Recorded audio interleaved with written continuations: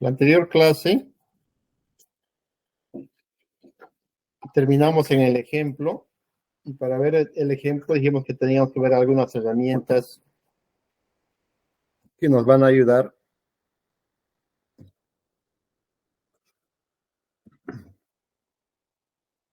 en la solución de algunos problemitas.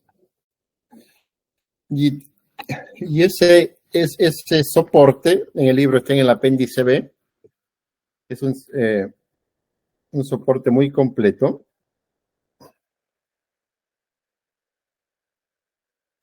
Nosotros vamos a ver solamente la parte específica en lo que concierne este capítulo. Pues si quieren adentrarse más profundamente en el tema, pueden revisar completamente todo el apartado, todo este apéndice. Entonces, veamos un poco. El problema de control, ¿cuál es? Que lo primero que tenemos que hacer en el análisis y en el diseño de sistemas de control es modelar los equipos en forma matemática. Y para eso tenemos dos métodos que son los más frecuentemente usados. Y uno son los que están enfocados en la función de transferencia y los otros que están enfocados en la ecuación de estado. Cuando usamos la segunda, las ecuaciones de estado, normalmente se usan cuando estamos representando sistemas tanto lineales como sistemas no lineales. Ahora bien, nosotros sabemos de que todos los sistemas físicos son no lineales hasta cierto grado, hasta cierto punto. Y en cambio, si queremos usar las funciones de transferencia y las ecuaciones de estado no lineales, lo primero que tenemos que hacer es linealizar el sistema. Y para poder linealizar, lo que tenemos que hacer es hacer algunas suposiciones y algunas aproximaciones para que el sistema pueda caracterizarse por un sistema matemático lineal. ¿Y cómo podemos validar este modelo? Analizando su rendimiento o su comportamiento del modelo para condiciones de entrada realistas y luego comparando con los datos de prueba de campo tomados del sistema dinámico en su entorno operativo. Es decir, en un sistema real medimos las respuestas en el equipo y las comparamos con los resultados de nuestros modelos de simulación matemática y ver si coinciden o no coinciden.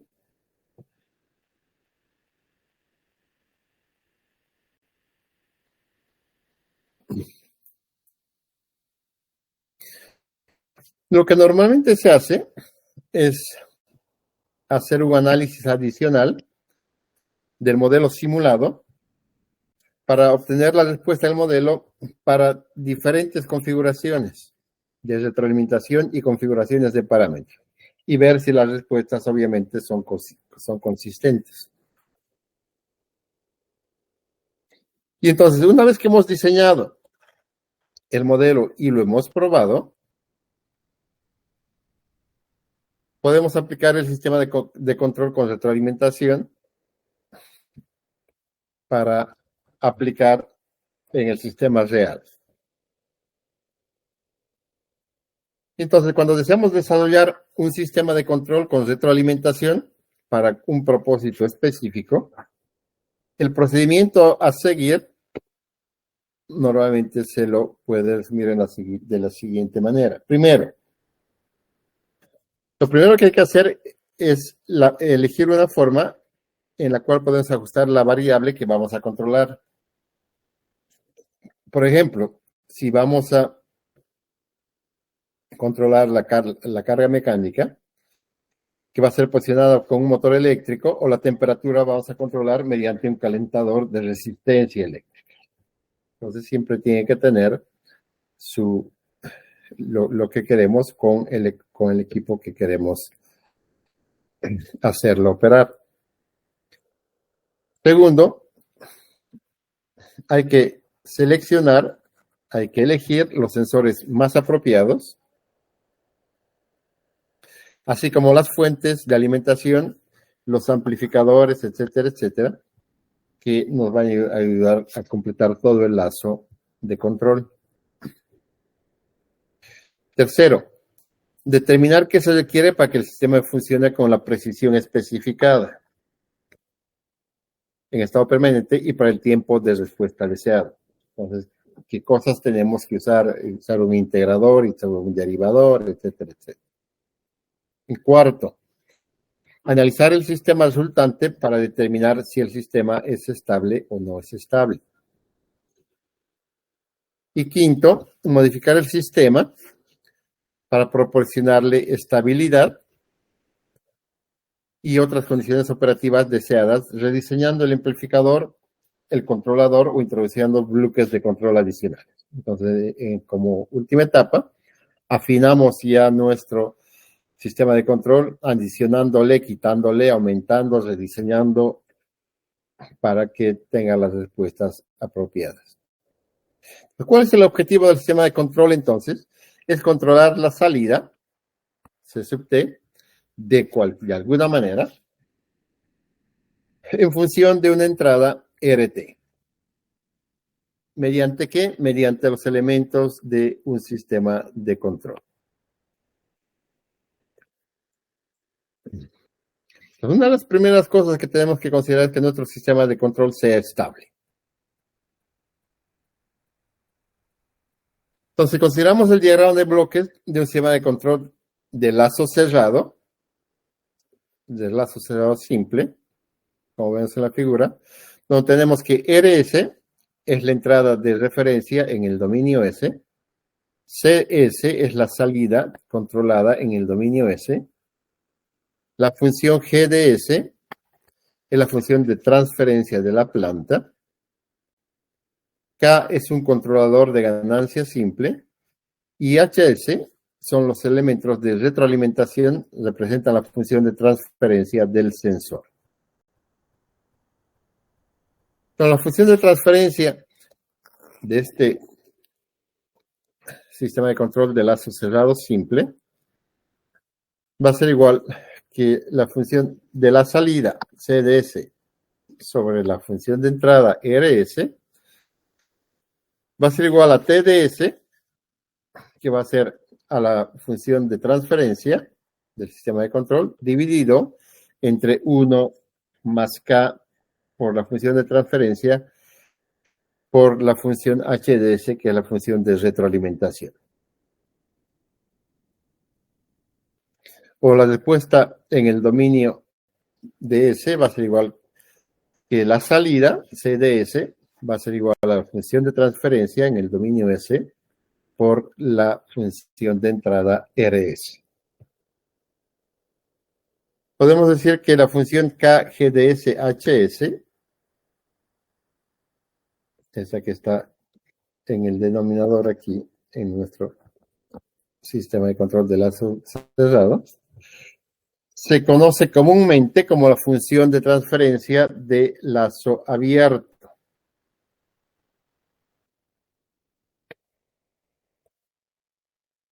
Toda esta es la función de lazo cerrado y esta la conocemos normalmente como la función de transferencia de lazo abierto. Una definición importantísima para que el sistema sea utilizable, sea útil, el sistema debe funcionar en forma permanente. Y lo que sabemos es que un sistema lineal invariante en el tiempo es un sistema permanente. Esto significa que cada entrada limitada produce una salida limitada. Y a esta función la llamamos la estabilidad característica del sistema. Si el denominador del polinomio de la función de transferencia del lazo cerrado es igual a 0, a ver si ese denominador es igual a 0, vamos a tener que es la ecuación característica del sistema. La ecuación característica va a ser igual a 1 más K por G de S, que es la función de transferencia, por HS, que es la función de retroalimentación. Si es igual a 0, esa es la ecuación característica. Y las raíces de la ecuación característica, o sea, las soluciones de esta ecuación característica, se conocen como los polos de la función de transferencia de lazo cerrado.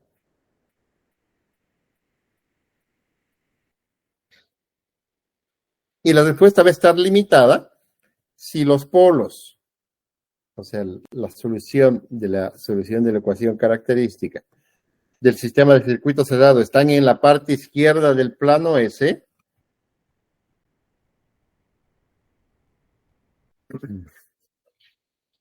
va a ser una condición necesaria y suficiente para que el sistema de retroalimentación sea permanente. Entonces, eso significa que todos los polos de la función de transferencia del sistema tengan partes reales negativas. Entonces, los polos tienen que estar en la parte izquierda del diagrama S. Entonces, que la estabilidad del sistema lineal invariante en el tiempo puede verificarse utilizando la función impulse, que está en los programas que ustedes tienen, para obtener la respuesta al impulso del sistema, a la función impulso.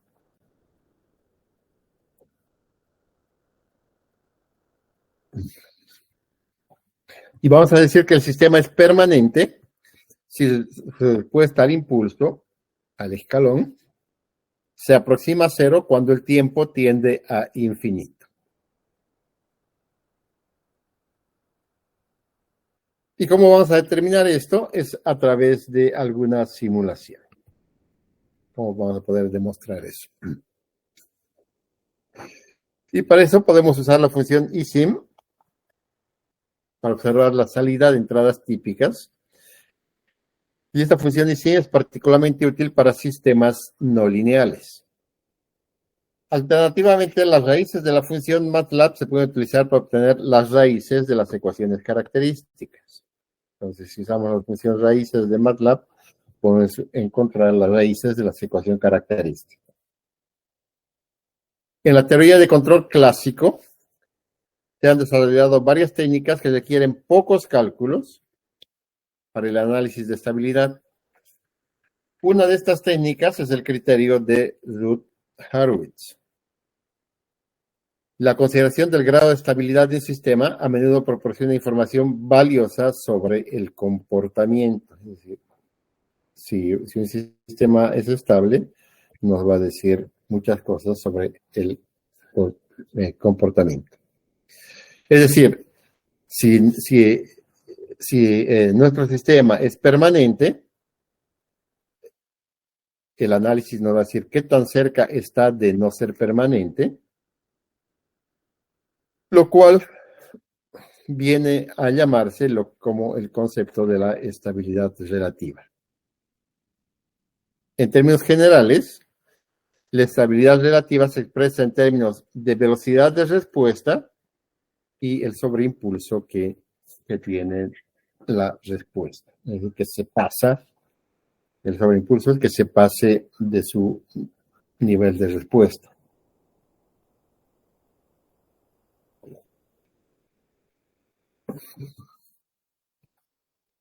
Otros métodos utilizados con frecuencia para el estudio de estabilidad son el diagrama de Bode, diagrama del lugar geométrico de la raíz, criterio de Nyquist y el criterio de estabilidad del Lyapunov.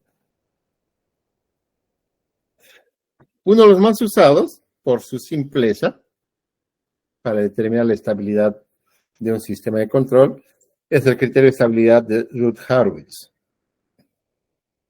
Este método nos proporciona de una forma rápida si el sistema tiene una estabilidad absoluta. Y este sistema de Routh-Hurwitz se puede aplicar a una ecuación característica de enésimo orden. De la forma siguiente, si tenemos una ecuación característica, AN-SN más AN-1 S al N-1 más A1S más una constante A0 que sea igual a 0.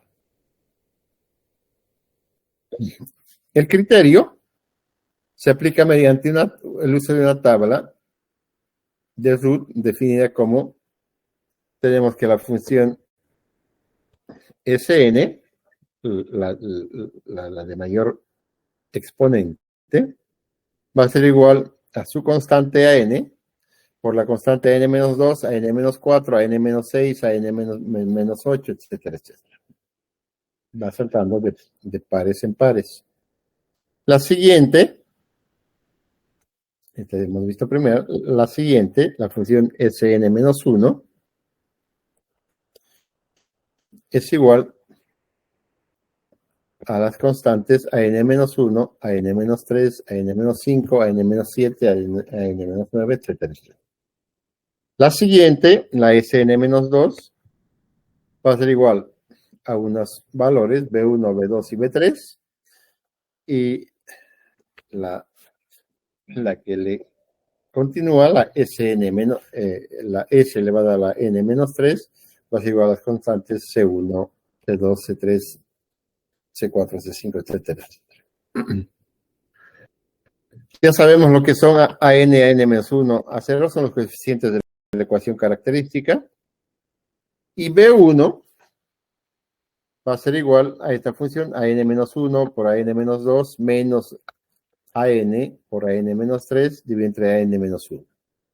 Y B2 va a ser AN-1 por AN-4 menos AN por AN-5 dividido entre AN-1.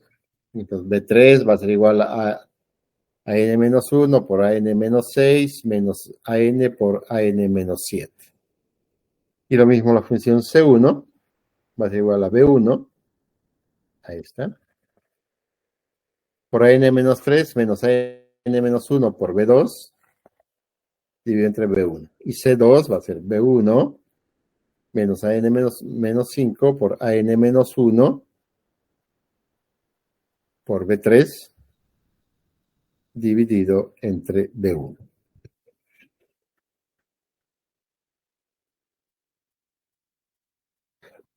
Y entonces se va calculando cada fila hasta que queden 0 elementos de las n funciones.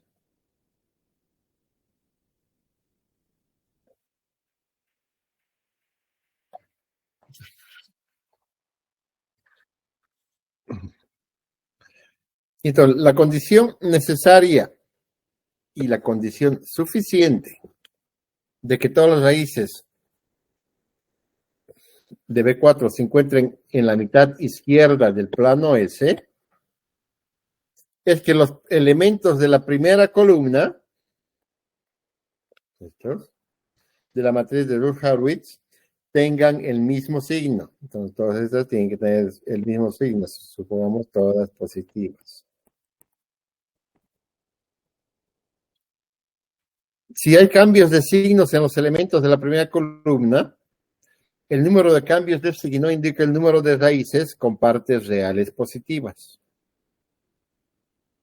Y entonces ya no va a ser tan estable, porque para que sea estable se requieren que las partes reales sean negativas.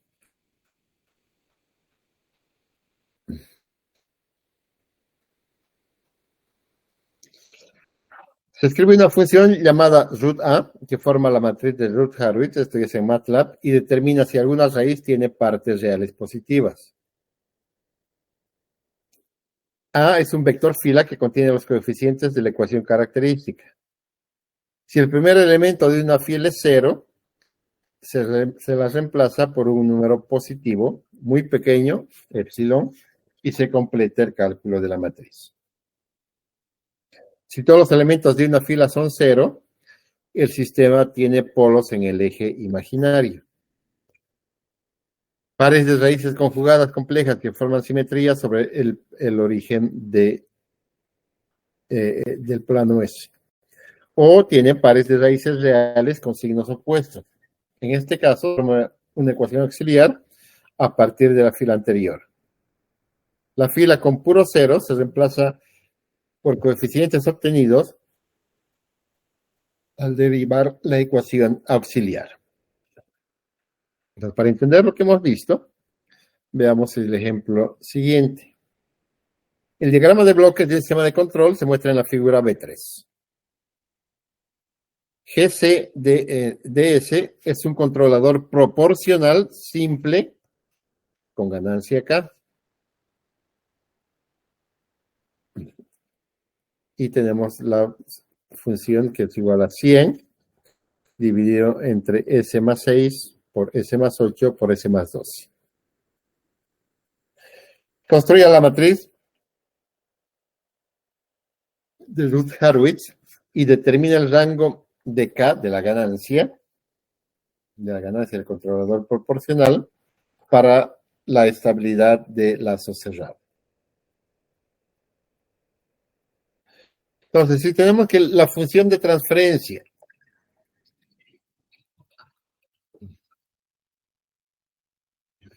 del lazo cerrado del sistema de control que se muestra en la figura B3, que era esta, y sabemos que esta es la función de lazo cerrado, va a ser igual a CDS sobre RS, que va a ser igual a 100K por la ganancia. Si esto multiplicamos, vamos a tener que va a ser S al cubo más 26 S cuadrado más 216 S más 576. Y como viene aquí la función del lazo cerrado, más 100K.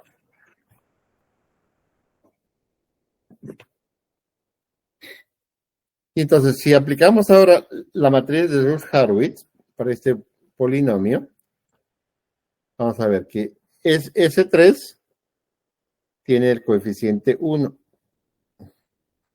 que es el coeficiente AN, ¿no? Este AN es 1.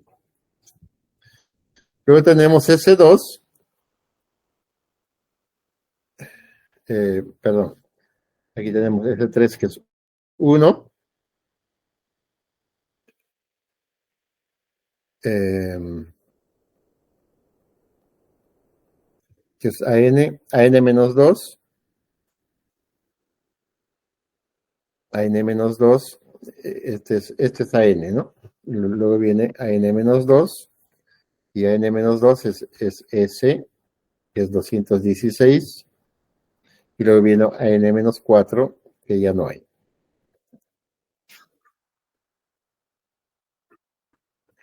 Luego tenemos S2, que es en esta fila.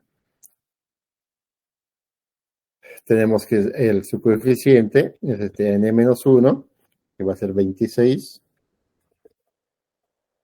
menos 2, que va a ser N menos 3, va a ser igual a este. 576 más 100K. Y luego tenemos S1,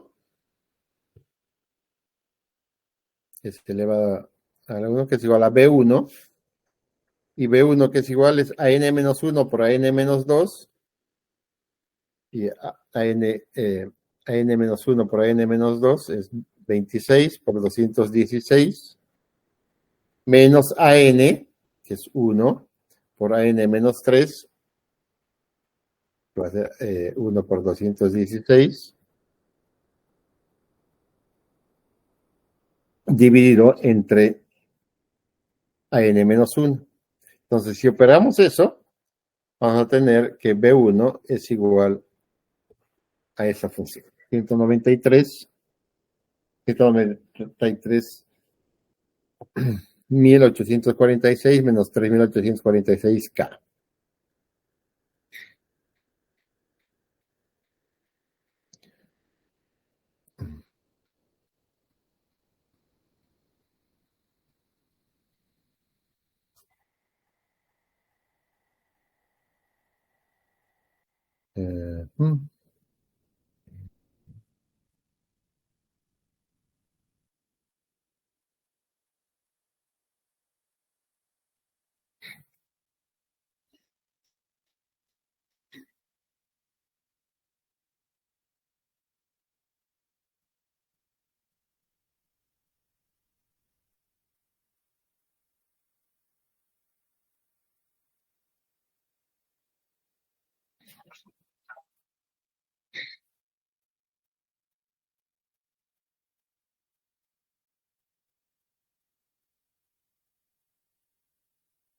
Y luego tenemos B2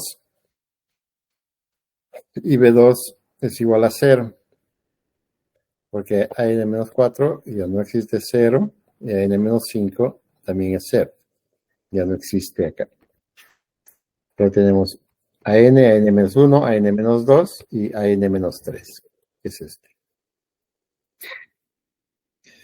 Y finalmente tenemos, esa es la última, estamos con S1, con S0, que va a ser esta, que va a ser C1, y C1 que es igual a B1, y este es B1, por a n-3, y n-3 es 216, menos a n-1 por B2, que es 0, dividido entre B1. n-1 menos B2,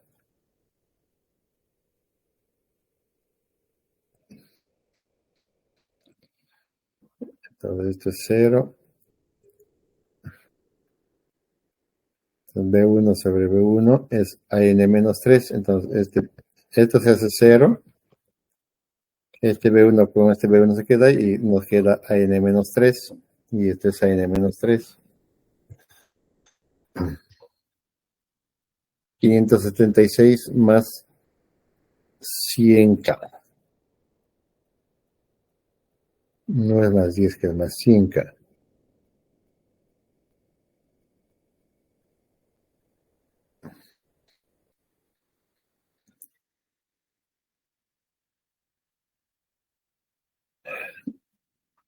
O es 10K.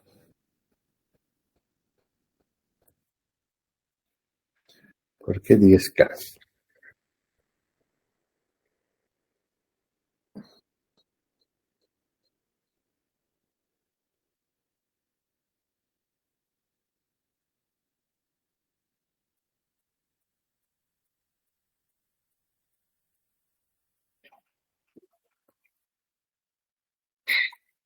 B1,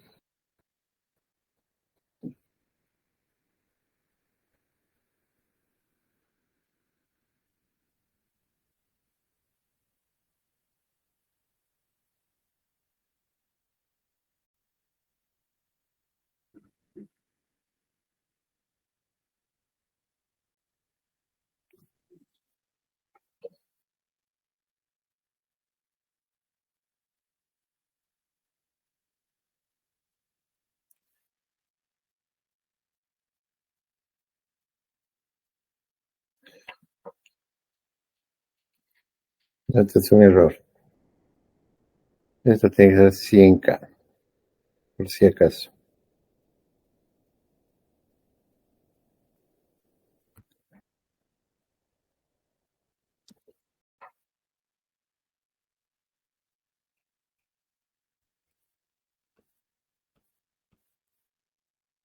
Es 100K y este es 100K.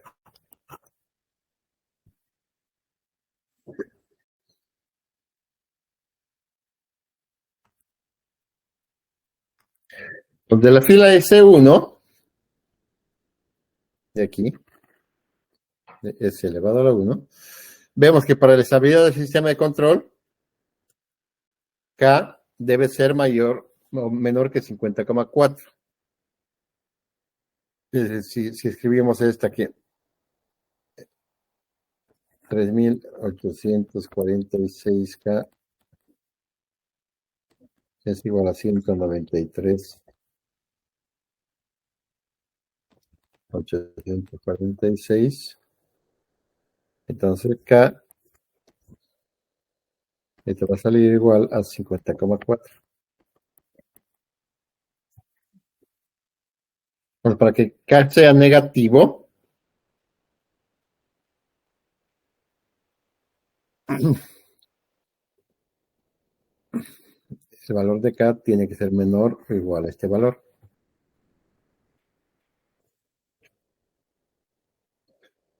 Y también de la fila S0, donde tenemos que 100K es igual a menos 576. Y tenemos que K va a ser igual a menos 5.76. O si tenemos aquí que K es 50,4 y aquí tenemos que K es 5,76, entonces podemos decir que K debe ser mayor que menos 5.76 y debe ser menor que 50,4. Por lo tanto, con valores positivos de K, para establecer el sistema de control, la ganancia debe ser de que K debe ser menor a 50,4 y mayor es a 0.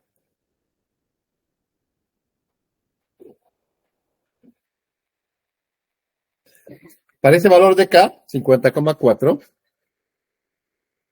la ecuación auxiliar de la fila S va a ser 26S cuadrado más 100K, 100K por 50,4 son 5.040, ¿no? 5.040 más 576 da los 5.616, que es igual a 0. Entonces podemos resolver que los polos de la ecuación, S va a ser igual a más menos J igual a 14.7. Lo que significa que para K, cuando K vale 50,4, se tiene un par de polos conjugados en el eje JW. Por lo que pueden decir que el sistema de control es marginalmente estable.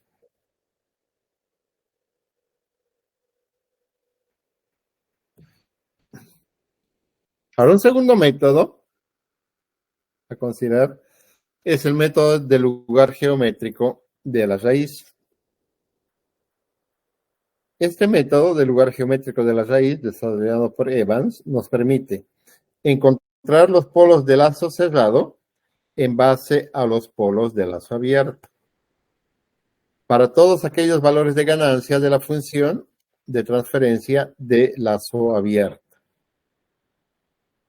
Entonces, el lugar geométrico de las raíces de un sistema es un gráfico de las raíces de la ecuación característica del sistema debido a la variación del factor de la ganancia K. Vamos a ir graficando la ecuación característica en función de K. Por lo tanto, el diseñador puede seleccionar un factor de ganancia adecuado, o sea, podemos encontrar en función de este método cuál es el mejor valor adecuado de K para lograr los criterios de rendimiento deseados en nuestro sistema de control. Si no se puede lograr el rendimiento requerido, variando las ganancias de K, podemos agregar un controlador al sistema para alterar el lugar geométrico de la raíz de la manera requerida. Ya podemos agregar un integrador, un derivador, etcétera, etcétera. Entonces veamos que considere el sistema de control con retroalimentación dado.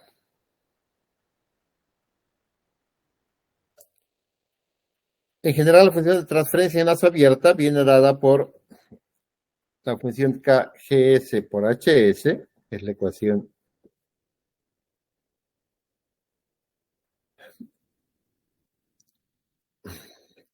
que va a ser igual, si nosotros escribimos esta, a K por S más Z1 por S más Z2 por S más ZM.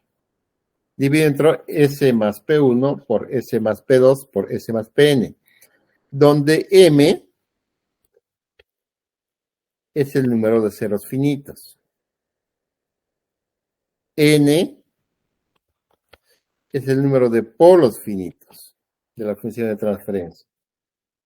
Entonces, si n es mayor que m, hay n menos m ceros en el infinito. La ecuación característica de la función de transferencia del asociado viene dado por, esta es la ecuación característica, y esta es la que hemos escrito en función de la ecuación característica. Entonces, si despejamos K, va a ser igual a la función S, donde están los polos en el numerador, y los ceros que están en el denominador. De esta ecuación B6, podemos decir que para un punto en el plano S, para que un punto en el plano S esté en el lugar geométrico de la raíz, debe ser igual a que K es mayor que 0 y es menor que infinito. O sea, K tiene un valor positivo. Y debe cumplir las siguientes dos condiciones. Que K es igual al producto de los vectores, de las longitudes de los vectores, de los polos finitos, a este producto, dividido entre la longitud de los vectores de los ceros finitos. Y podemos decir que la sumatoria de los ángulos de los ceros de la función GHDS menos la sumatoria de los ángulos de los polos de la función GHDS va a ser igual a R por 180 grados, donde R es más menos 1, más menos 3, más menos 5, etcétera, etcétera. Entonces, dado una función de transferencia de un sistema de control de lazo abierto, podemos usar la función R-locus, lo que tenemos un numerador de los polos y un denominador de los ceros, de la función que ustedes tienen en sus computadoras del libro, nos va a producir un gráfico del lugar geométrico de la raíz con el vector de ganancia determinado automáticamente. Si el sistema de lazo abierto se define en el espacio de estados, vamos a usar R-locus con las funciones ABCD. Entonces, la función R-locus, que va a determinar la función del lugar geométrico, podemos usar el numerador, denominador y la función de la ganancia, o la función de estados A, B, C, D y la ganancia K. Si los comandos argumentos anteriores se llaman con los argumentos del lado izquierdo, R es igual a K, devuelve la matriz R y el vector de ganancia K. Por tanto, necesitamos usar que nos grafique la función R para obtener la gráfica. La función R-locus es precisa y se usa para obtener el lugar geométrico de las raíces. El buen conocimiento de las características de los lugares geométricos de las raíces nos ofrece información sobre los efectos de agregar polos y ceros a la función de transferencia del sistema. Por lo tanto, es importante saber cómo construir el lugar de raíces a mano, para poder diseñar un sistema simple y poder comprender y desarrollar los lugares de origen generados por computadora. Para conocer las reglas básicas de construcción para dibujar el lugar geométrico de la raíz, consulte cualquier texto sobre sistemas de control retroalimentados. Entonces, veamos que el mismo ejemplo que vimos anteriormente. El diagrama de bloques de un sistema de control se muestra en la figura B3, donde GCDS es un controlador proporcional simple con ganancia K. Utilice la función RLocus de MATLAB para obtener la gráfica del lugar geométrico de la raíz.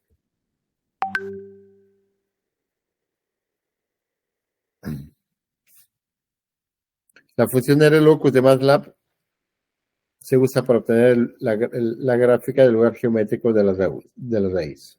Entonces, ¿qué tenemos en el numerador? Tenemos 100. ¿Qué tenemos en el denominador? Tenemos,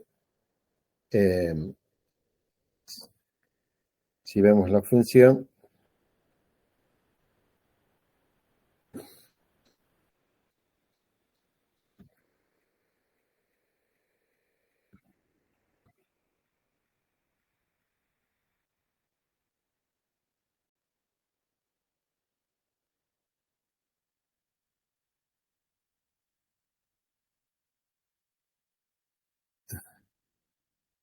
de la función que va a tener. En el denominador que tenemos, tenemos 1, tenemos 26, tenemos 216 y tenemos 576 más 5. 1, 26, 216.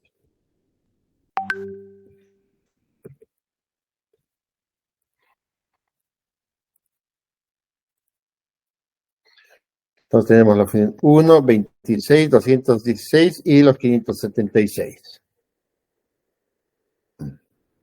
Esto es lo que tenemos aquí si solucionamos esto. Y le decimos que nos grafique el lugar geométrico de la raíz.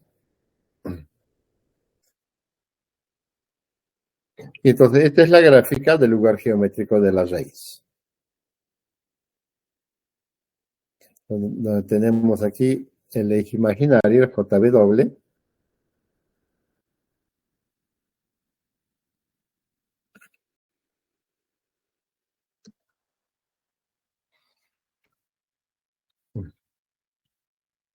donde nos corta en forma simétrica el eje imaginario. Y aquí nos va a mostrar los polos de la raíz.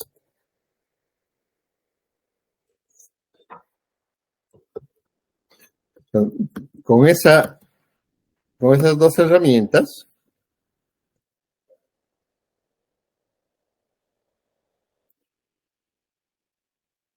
volvemos al ejemplo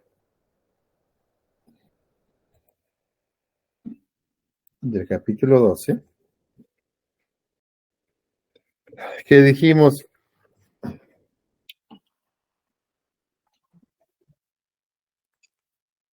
que tenemos una central eléctrica aislada con los siguientes parámetros. La constante de tiempo de la turbina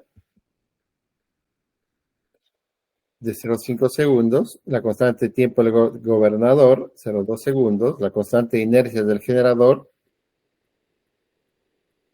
h igual a 5 segundos, el regulador de velocidad del gobernador tiene un valor de R por unidad, y la carga a la que está conectada el generador varía un 0,8% para un cambio de frecuencia del 1%. Es decir, que D es igual a 0,8. Y entonces, use la matriz de Routh-Hurwitz para encontrar el rango de R de la regulación, ¿dónde está? Para el control de estabilidad del sistema. Es decir, encontrar los valores del regulador, del ajuste del regulador, para que nuestro sistema de control sea estable. Inciso B, utilice la función RLOCUS para obtener la gráfica del lugar de la raíz.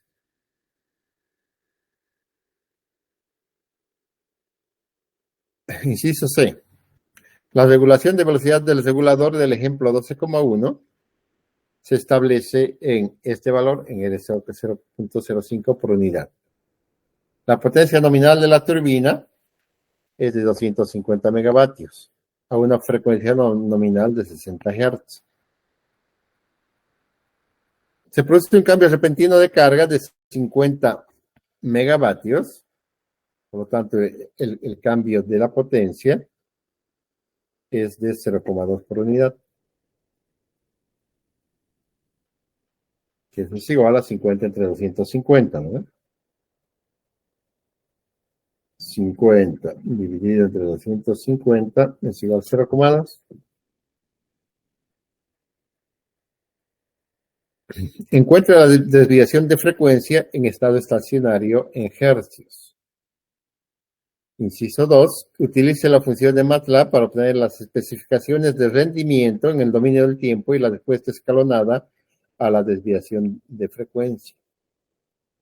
Y de construir el diagrama de bloques, Simulink, vea el apéndice 17 y obtenga la respuesta de desviación de frecuencia para la condición del inciso A.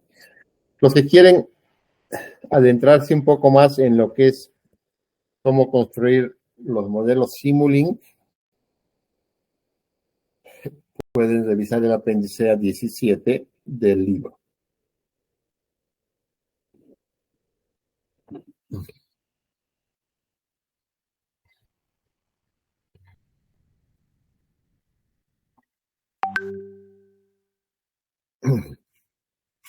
Entonces, si tenemos el diagrama de bloques de la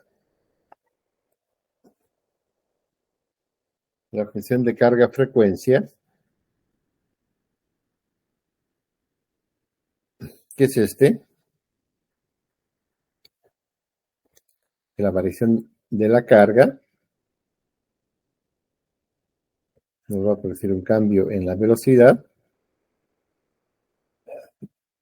Si tenemos una función de transferencia, donde está la constante de inercia, y la porción de la carga afecta a la frecuencia, y con unos sistemas de retroalimentación del control del gobernador, del generador, mejor dicho, y la función de transferencia, que es básicamente esto es el ABR, y básicamente lo que es el gobernador, que es el control, la constante de tiempo de la turbina. Entonces, si reemplazamos sus valores, H es 5, 2 por 5 es 10, D la carga, la carga afecta a al cambio de la frecuencia es 0,8, dividido entre 1 sobre R, que es justamente lo que queremos averiguar, el valor de R, por 1, más la constante de tiempo del generador, 0,2, perdón, la constante de tiempo del gobernador,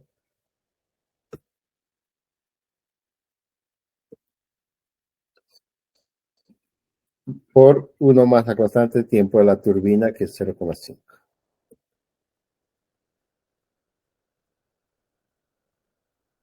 Entonces, la función de transferencia de bucle abierto va a ser igual a la función KGDS por HDS, va a ser igual a K por 10S más 0,8 por 1 más 0,2S por 1 más 0,5S. Básicamente es esta función.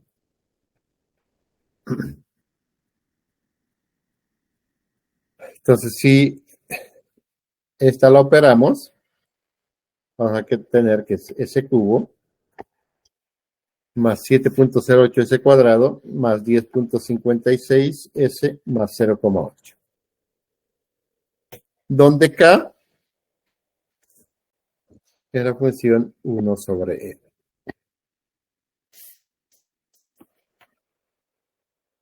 Entonces, la ecuación característica va a estar dada por 1 más KGDS por HS, va a ser 1 más la ecuación característica, que es esta.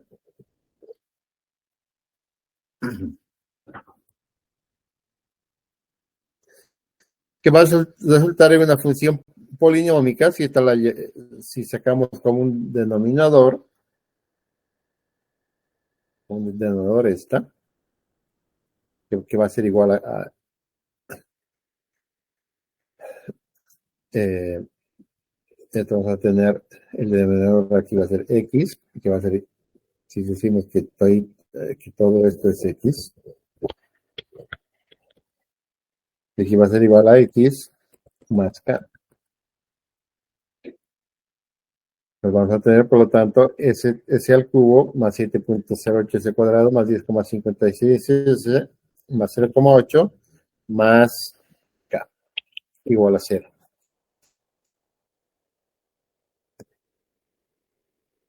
Y entonces esta función podemos hacer su matriz de Routh-Hurwitz. El elemento con mayor potencia es S al cubo, que tiene un 1 de coeficiente, que es que es AN, luego AN menos 2, S menos 3, S menos 1, va a ser 10,56. Y en N menos 4 ya no hay. La segunda va a ser S cuadrado, que es esta, que tiene 70.8 y va a ser AN-3.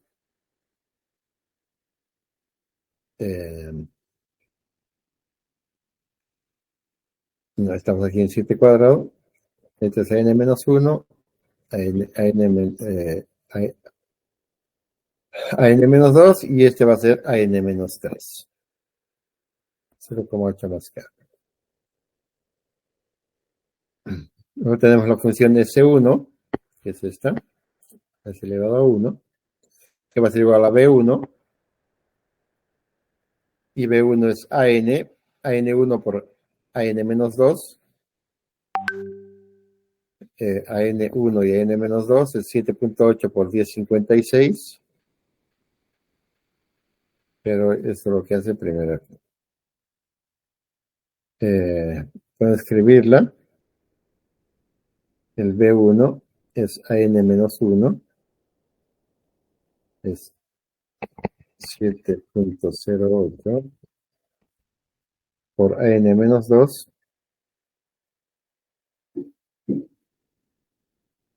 por 1056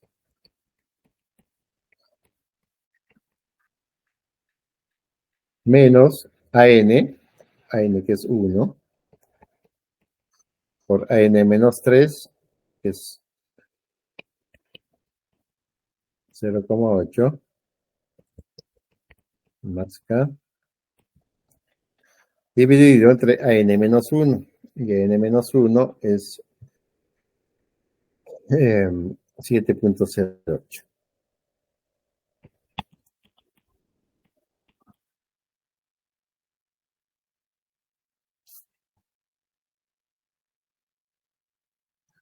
Son 7.08 por 1056 es estos 7.08 por 1056 es 73,965. No, vamos a hacer 7.08 por 10.56 es igual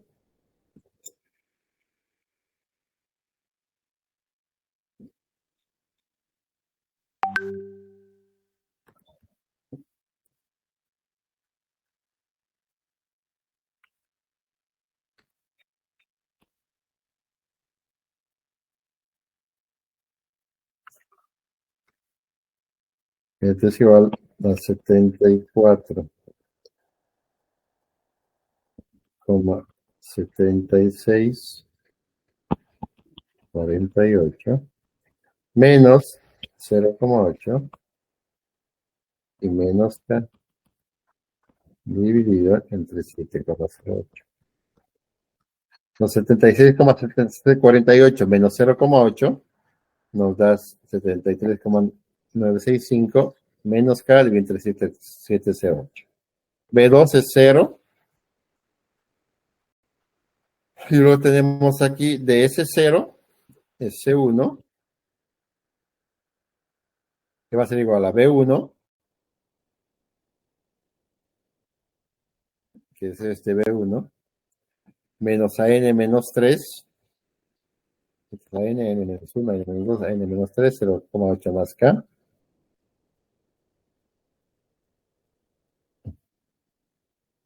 menos AN menos 1, 708, y B2 es 0. Y B1, entonces nos va a quedar esto es 0, va a quedar AN menos 3, solamente esto se anula con esto y nos va a quedar que es AN menos 3. Y menos 3 es 0,8 más K, solamente eso.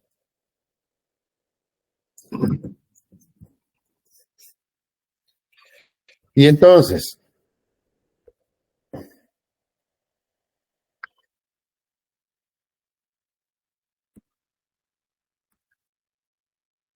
para la estabilidad del sistema de control, K debe ser menor que 73,965 de esta ecuación. Si la igualamos a 0, K va a ser igual a 73,965. Por lo tanto, debe ser menor que este valor. Y desde aquí, decimos que K va a ser igual a menos 0,8. Por lo tanto, K debería ser mayor a menos 0,8 y menor a 73,965. Por lo tanto, con valores positivos de K, tenemos que tener ganancias positivas. Para la seguridad del sistema de control, K debe ser menor que 73,965. Y lógicamente mayor que 0. Solo nos interesan los valores de K positivo. Entonces, como el valor del regulador es igual a 1 sobre K, para la estabilidad del sistema de control, la regulación de velocidad del regulador debe ser que R debe ser mayor que 1 entre 73,965, por lo tanto, R debe ser mayor que 0.0135. Por otro lado, para el valor de la constante K de igual a 73,965, la ecuación auxiliar de esta fila nos va a dar que va a ser igual a 70.08 S cuadrado más 0,8 más K, que es K es 73,965 más 0,8 nos da 74,765. Si la solucionamos esta, nos va a dar que S es más o menos J 3.25.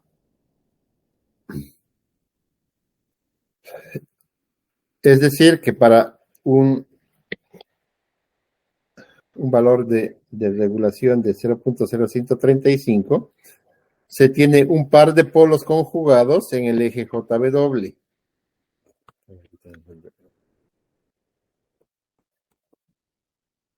Vamos a tener aquí más 3.25 y vamos a tener aquí menos 3.25. Por lo tanto, podemos concluir de que el sistema de control es marginalmente estable. Para obtener el lugar de las raíces usamos los siguientes comandos. El numerador de nuestra función.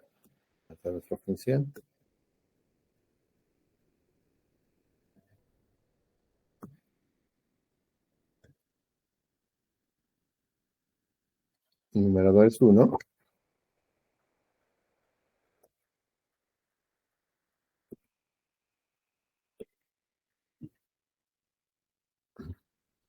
Y el denominador es S cubo, S cuadrado, S y 0,8. Porque lo traerás más caro, ¿ves? Entonces, si la graficamos, nos vemos que aquí la gráfica cruza al eje imaginario en más o menos 3.25 para un valor de K de 73.965. Por tanto, el sistema es marginalmente estable para R igual a 0.0135.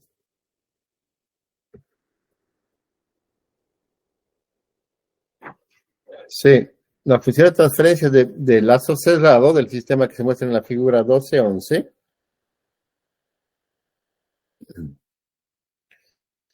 es que la variación de la velocidad angular dividida entre la variación de la carga es igual a TS. Y este es igual a la función 12.11, que es igual a 1 por el constante de tiempo del gobernador, 0,2 más la constante de tiempo de la turbina, dividido entre 2H, 10, más la porción de la carga afecta a la frecuencia 0,8, por 1 más la constante de tiempo del gobernador, más la constante de tiempo de la turbina, más 1 sobre R, que es 1 dividido entre 0.05.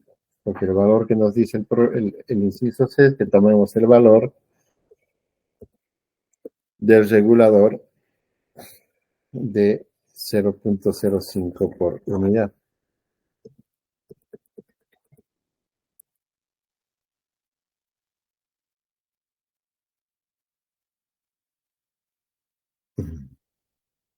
No, está bien. Entonces, si operamos un poco, el numerador y el denominador vamos a tener esas dos funciones. Y vemos que la desviación de frecuencia en estado permanente debido a la entrada a escalón, si aquí aplicamos un escalón, que la variación de frecuencia, aplicando la función escalón, cuando S tiende a 0, va a ser igual, esto se hace 0, este se hace 0, este se hace 0, este se hace 0, este se hace 0, y nos queda 1 dividido entre 20,8 por la variación de la carga. Y la carga sabemos que varía en 50 megavatios, que es 0.2 por unidad. Por lo que nos dice que el signo menos, ¿por qué? A ver, veamos eso.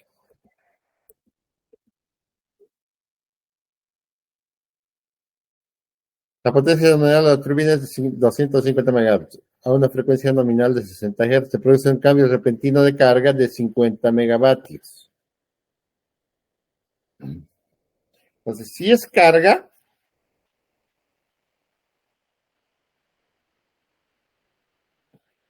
como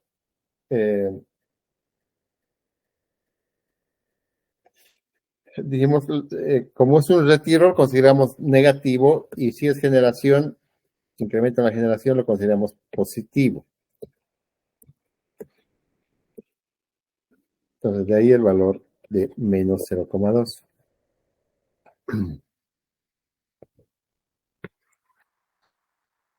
Lo que va a producir una disminución en la frecuencia o en la velocidad de 0.096. Por lo tanto, la desviación de frecuencia en estado permanente en hercios debido a la aplicación repentina de una carga de 50 megavatios es que el cambio de frecuencia es 0.056 por los 60 Hz, significa que nuestra frecuencia se va a ver afectada en 0.5 Hz. O sea que va a caer de 60 a 59,5 y algo Hz. Inciso 2, para obtener, entonces eso ya sabemos que va a variar esta cantidad de frecuencia por el efecto del incremento de la carga. Para obtener la respuesta al escalón y las especificaciones de rendimiento en el dominio del tiempo, utilizamos los siguientes comandos. La variación de la carga es 0,2. En el numerador tenemos 0,1, 0,7 y 1. 0,1, 0,7 y 1. Y en el denominador tenemos 1, 708, 1056 y 20,8. Aquí tenemos.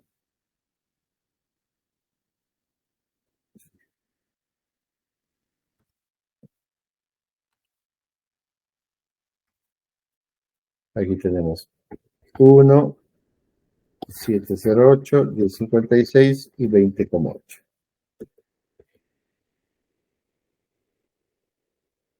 Que haga la simulación desde el tiempo 0 hasta 10 segundos con un intervalo de 0.02.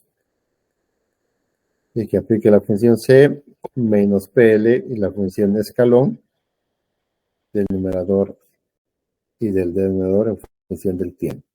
Y luego que lo grafique, bla, bla, bla, y que coloque esos nombres, etcétera, etcétera.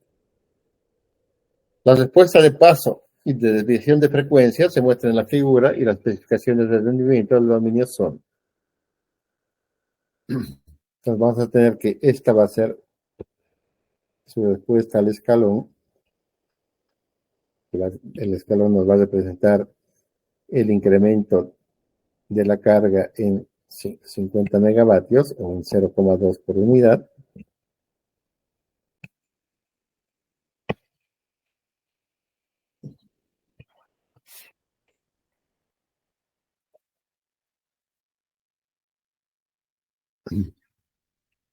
Y vemos que la desviación de la frecuencia va a ser el tiempo pico es 1.2223 segundos, el tiempo en el que alcanza la máxima desviación de frecuencia. El tiempo de subida, 0.418.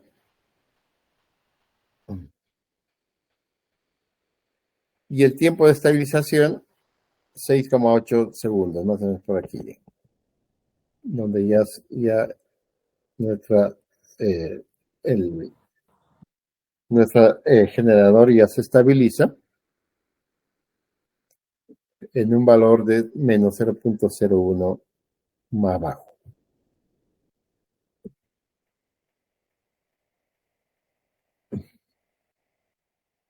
Que básicamente es, ¿no? 0.01.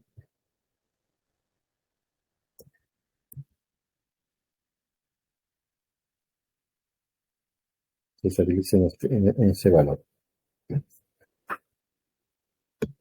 Es 0.096. Y luego el ejemplo de, que es ya usando el Simulink, donde tenemos aquí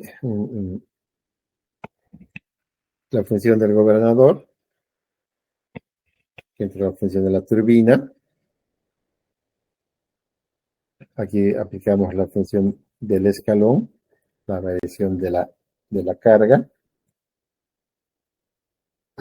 Y aquí la función de transferencia, que es 2H más la porción de la carga afecta a la frecuencia. La retroalimentación con una regulación de 1 sobre R, que nos va a controlar para ver la variación de la frecuencia.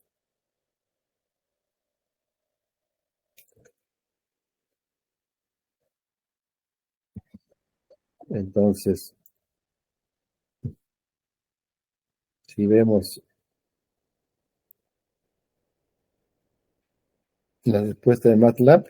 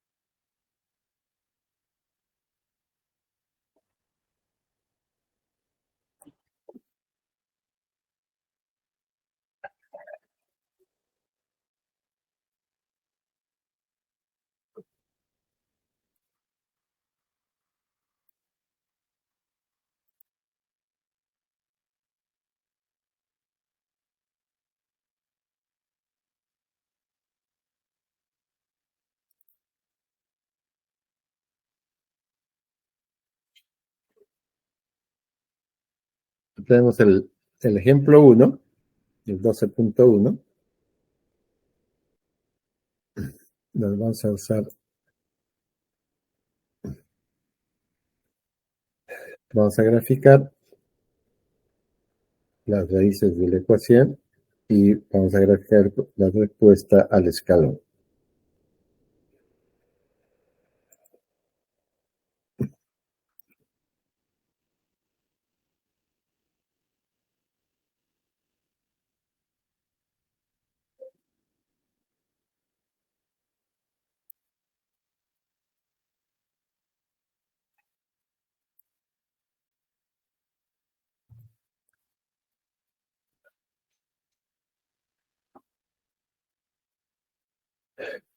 Tenemos aquí los valores en más o menos 3.25.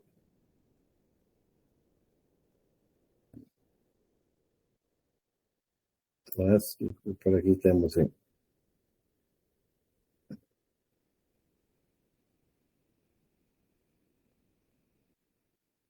0,000.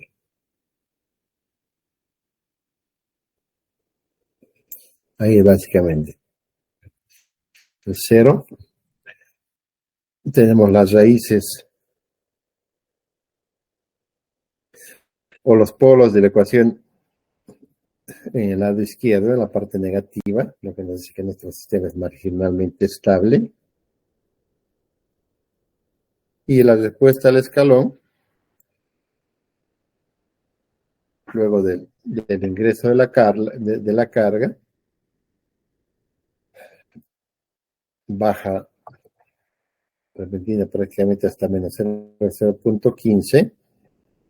En este tiempo que decimos que era 1.23.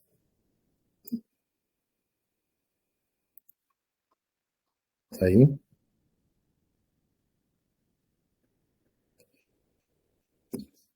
Luego oscila, una oscilación, y se estabiliza en el valor de 0.0096, que es el valor que habíamos calculado. No vuelve con ese regulador, no vuelve la turbina a su condición inicial, sino que estabiliza en un nuevo valor de operación de frecuencia.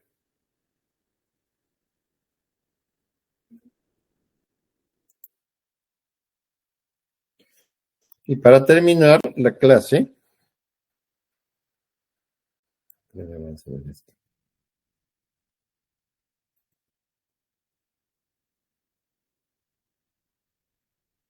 veamos el ejemplo 12.2.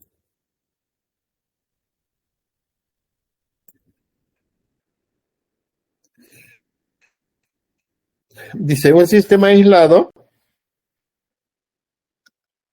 consta de dos unidades generadoras con las siguientes características. Una tiene una capacidad de 600 MVA, la otra tiene una capacidad de 500 MVA, y los reguladores de cada una de ellas, de la primera de 600 MVA, su regulador de velocidad tiene un valor de 6%, y el regulador de velocidad de la segunda máquina está ajustado en un 4%. Las unidades funcionan en paralelo, compartiendo una carga de 900 megavatios. De los 900, la unidad 1 está con 500 megavatios y por lo tanto la segunda unidad está con 400 megavatios, haciendo los 900. Y la carga se incrementa en 90 megavatios. Supongamos que la carga no depende de la frecuencia, es decir, que D es igual a 0. No hay carga afecta a la frecuencia. Encuentra la desviación de frecuencia en estado permanente y la nueva generación de cada unidad. Es decir, con esos 90 megavatios que van a entrar,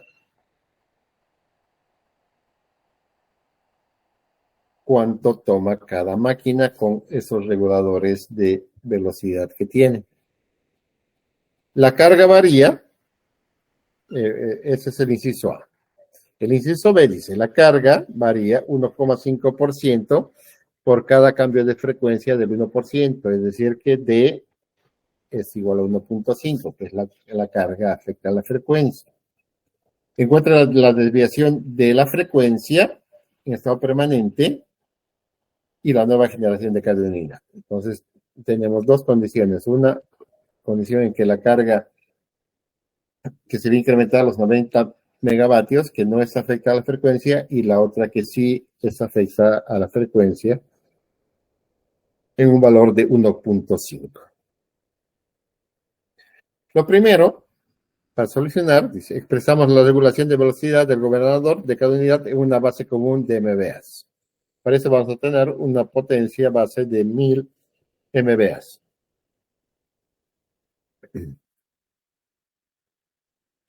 Entonces, el regulador en datos por unidad va a ser igual. La potencia base, la potencia del equipo, 600, por su ajuste de su regulador de velocidad, que es 6%, nos da que es 0,1 por unidad.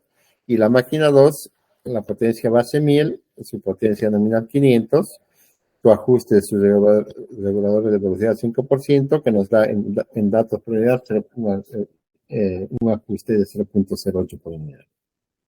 El cambio de carga por unidad es 90 megavatios para una potencia base que estamos tomando de 1000 MVA, que nos da 0.09 por unidad. Entonces el inciso A, como D es igual a 0 de esta ecuación, el cambio de la velocidad va a ser igual a menos el cambio de la carga por 1 sobre la sumatoria de las inversas de los reguladores. Pero como D es igual a 0, entonces menos delta PL es igual a menos 0.09 en datos por unidad. 1 sobre R1 era 1 dividido entre 0,1, la inversa es 10, y 1 sobre R2, 1 dividido entre 0.08, que es igual a 12,5. Nos da que el cambio de la velocidad afecta, o el cambio de la velocidad es menos 0.004. Ahora una carga no afecta a la frecuencia. Por lo tanto, la desviación de frecuencia en estado estacionario va a ser igual a menos 0.4 por 60, entonces va a variar, va a bajar la frecuencia en menos 0.24 Hz. Por lo tanto, la nueva frecuencia en la que se va a estabilizar el sistema va a ser igual a 60 menos lo que va a caer 0.24 y la máquina se va a estabilizar en 59,76 Hz. El cambio en la generación para cada unidad va a ser igual. El cambio de la potencia de la máquina 1 va a ser igual a menos el cambio de la velocidad dividido entre su ajuste de su regulador. ¿Cuánto cambia la velocidad? Menos 0.004. Su ajuste es 0,1 por unidad. Nos da 0.04 por las 1000 megas, que es nuestra potencia base. Nos da que son 40 megas, que va a tomar la máquina 1. Y la máquina 2, su cambio de la potencia, debido al cambio de la carga de 90 megas, va a ser igual a menos el cambio de velocidad, menos 0.004, dividido entre su ajuste del subregulador en datos por unidad, 0.08, que nos da un valor de 0.05 por unidad por los 1000 MVA de la potencia base, nos da que la máquina 2 va a variar en 50 megavatios. Por lo tanto, como la máquina 1 estaba suministrando 500 y la máquina 2 estaba suministrando 400, entonces la máquina 1 va a tomar 500 más 40, va a tomar 540, y la máquina 2 va a tomar los 50, va a ser 400 más 50, va a tomar 450, cuya sumatoria hacen los 990 megavatios. ¿Con qué frecuencia nueva? Con 5976 Hz.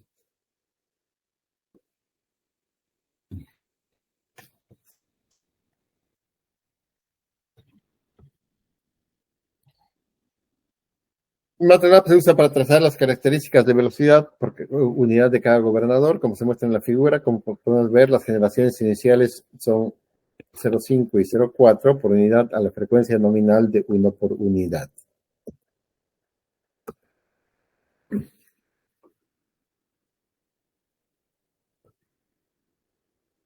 Eh, eh, eh, eh.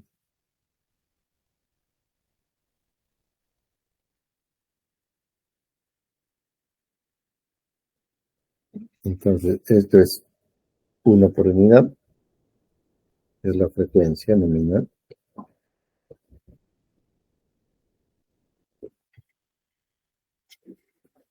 Y estas son sus características de los reguladores del 6%.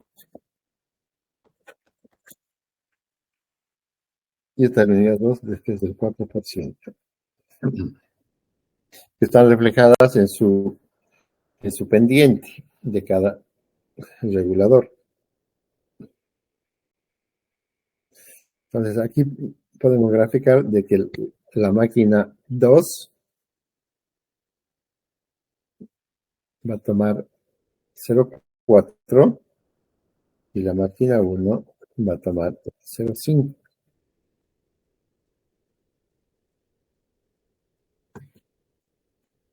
Como podemos ver, las generaciones iniciales son, no, las generaciones iniciales son 0,5 y 0,4, perdón.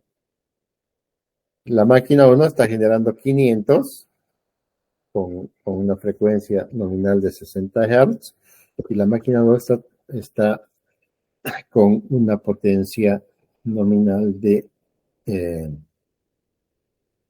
de 400 megas, haciendo un total de 900 megas.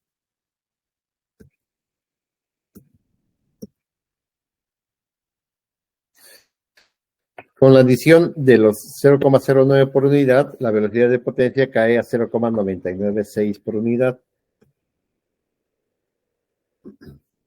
Entonces la frecuencia cae a esta velocidad, 0,996, y donde cruza que el generador 2 va a tomar 450 megavatios y el generador 1 aquí va a tomar 550. 0,55, que es este punto de aquí, va a tomar los 550 megavatios. Ese va a tomar 50 adicionales y ese va a, perdón, eh, y te va a tomar 50 adicionales y te va a tomar 40 adicionales. Entonces esto es 0,50 y ese número está mal, ¿no? Si es 450 es 540, te voy a hacer 5,4.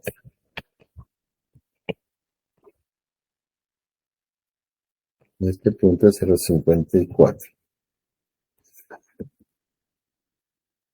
Las nuevas generaciones son 0,54 y 0,45. Entonces veamos eso en MATLAB. El ejemplo 12.2.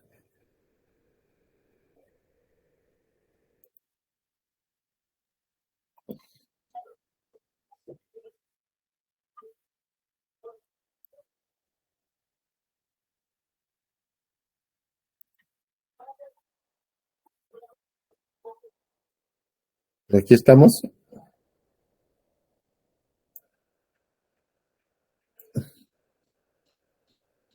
La máquina 2 con los 400 megavatios inicialmente y la máquina 1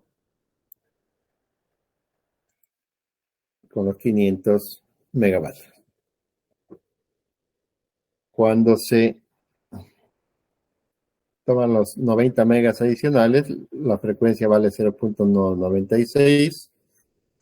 La máquina 2 toma 450 megavatios, 50 megavatios adicionales, y la máquina 1 toma 40 megavatios adicionales con una generación de 540, pero a una frecuencia de 0,996, o sea, 50 y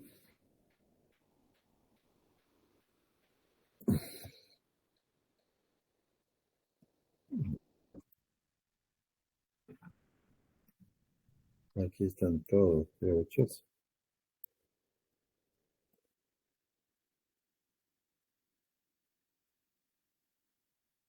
con una frecuencia de 59,76.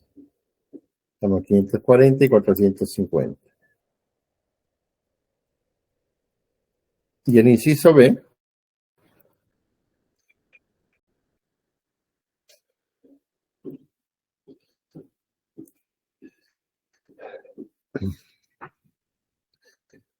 que es exactamente igual, pero donde vamos a adicionar D, que es igual a 1,5,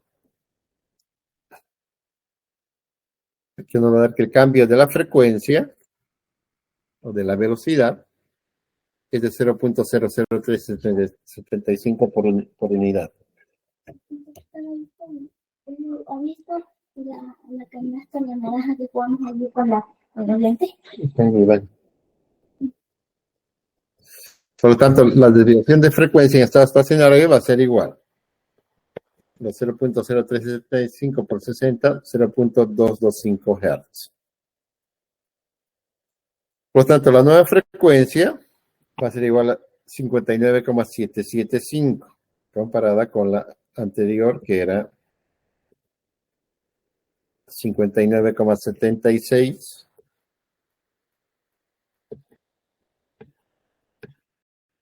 Esta es 59,77.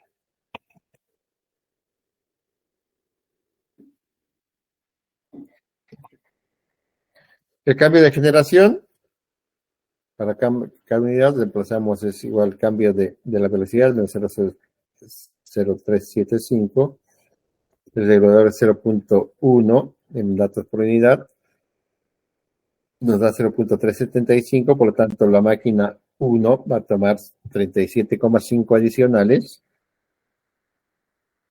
y la máquina 2 va a ser el cambio de velocidad 0.0375, su regulador es 8%, o si es 4%, mejor dicho, que es 0.08 en datos por unidad, y va a tomar 46,875. Esto hace que la unidad 1, que estaba generando inicialmente 500, más los 37,5, va a entregar ahora 537,5.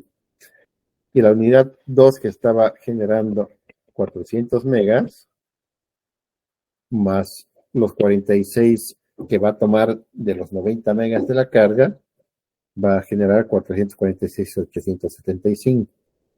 ¿Con qué frecuencia? Con una frecuencia de 59,775.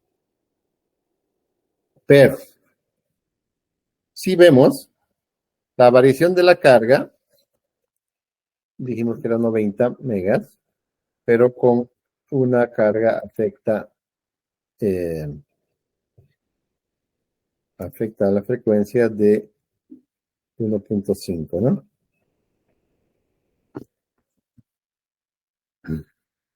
Y lo que está tomando el generador 1 es 37,5 y el generador 2 está tomando 46,875. Si sumamos estas dos, suma 84,375. 84,375 megavatios. Hay una diferencia con los 90 megas de 5.625. ¿A qué se debe eso? Se debe a que el cambio en la carga, debido a la caída de frecuencia, viene dada por el cambio de la carga. Debido al cambio de frecuencia, es el cambio de la velocidad por el cambio de la carga afecta a la frecuencia, es igual a 0.0375 por 1,5, nos da que va a ser menos 5.625.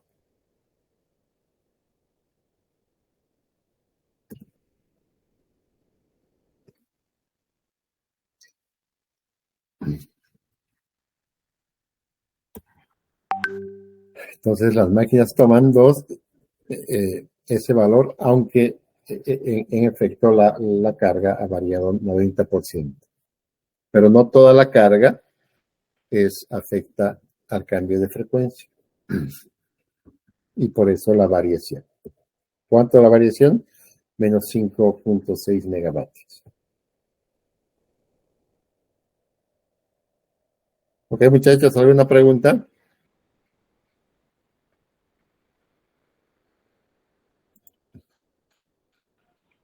¿9 de enero? No hemos hablado de examen todavía, ¿no? Recién dimos el 1 de enero. ¿Cómo? Recién dimos el 1 de cortocircuito.